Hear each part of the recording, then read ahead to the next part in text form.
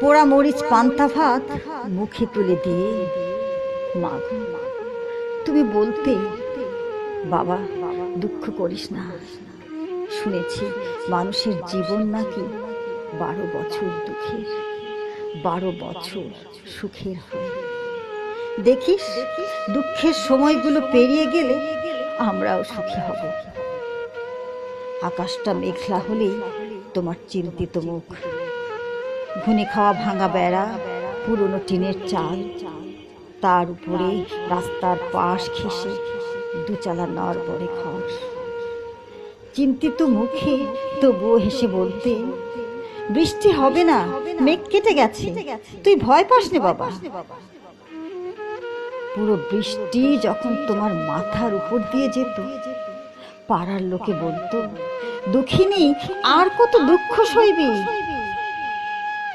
বৃষ্টির দিনে মজার খাবার তো দূরের কথা, চাল ভাজা বাসি রুটি খেয়েও কাটাতে হতো।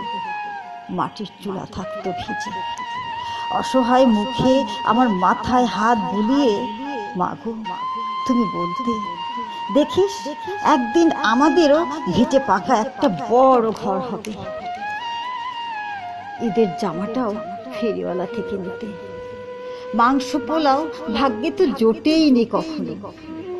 একটা ডিম 4 ভাগ করে রান্না করলেও আলুর টুকরোই তোমার ভাগ্যে জুটত। তাও এত মজা করে খেতে, যেন অমৃত চিবাচ্ছ। খাবার শেষে বলতে, তুই যখন বড় হবি দেখিস মাংস পোলাও খেতে খেতে আমি আর খেতেই চাইবো না। আমি যখন বড় হলাম, সুন্দরী মেয়ে দেখলেই বলতে, আমার ছেলের বউটাও এমন পুতুলের মতো হবে। আমি বিশ্বাস করতাম, মায়েরা ভুল বলে না কখনো। কিন্তু এই সত্যটা কেন লুকিয়েছিলে মা? যেদিন সব হবে সেদিন তুমি থাকবে না।